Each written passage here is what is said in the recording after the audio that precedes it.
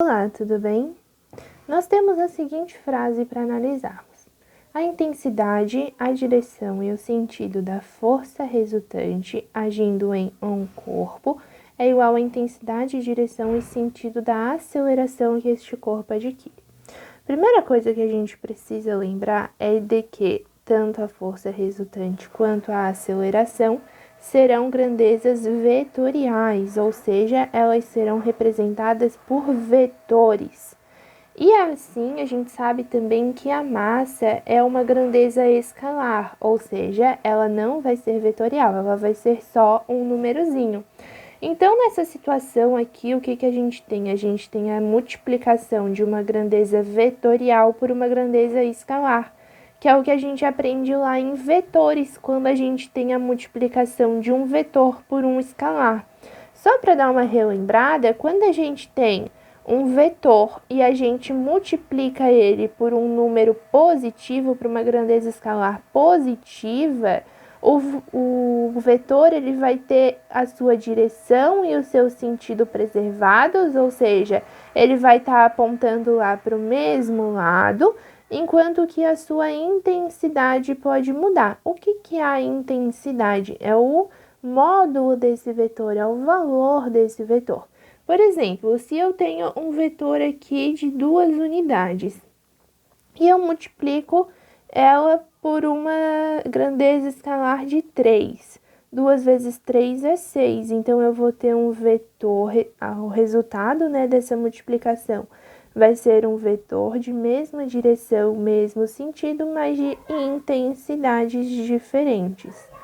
Já quando a gente tem a multiplicação de um vetor por um valor negativo, a gente vai ter a mesma direção, então vai continuar na horizontal, nesse caso, por exemplo, mas o sentido vai inverter, a gente troca a setinha de posição, da mesma forma que a intensidade também pode mudar.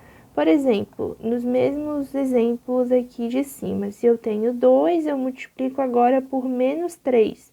2 vezes menos 3 vai dar menos 6. O menos no vetor ele vai ser indicado pela mudança desse sentido, pela mudança da posição dessa setinha, tá bem? Então, vetor por positivo vai me dar um vetor de mesma direção, mesmo sentido, mas com possibilidade de módulos diferentes. Vetor com um valor negativo vai me dar a mesma direção, sentido oposto e possibilidade de módulos diferentes também.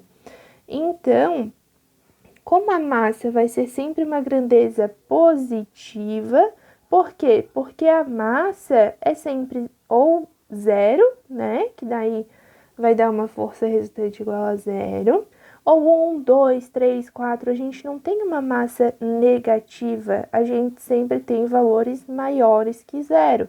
Então, como a massa sempre vai ser positiva, e daí esse vetor aqui, no caso, representaria a aceleração. Eu estou multiplicando o vetor da aceleração pela minha grandeza da massa e estou tendo como resultado a minha força resultante.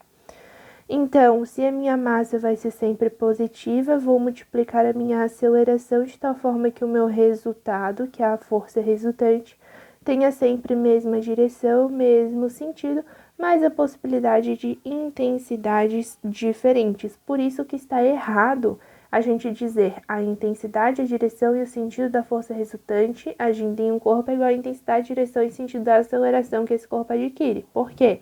Porque a intensidade não vai ser a mesma, direção e sentido serão iguais, mas a intensidade não.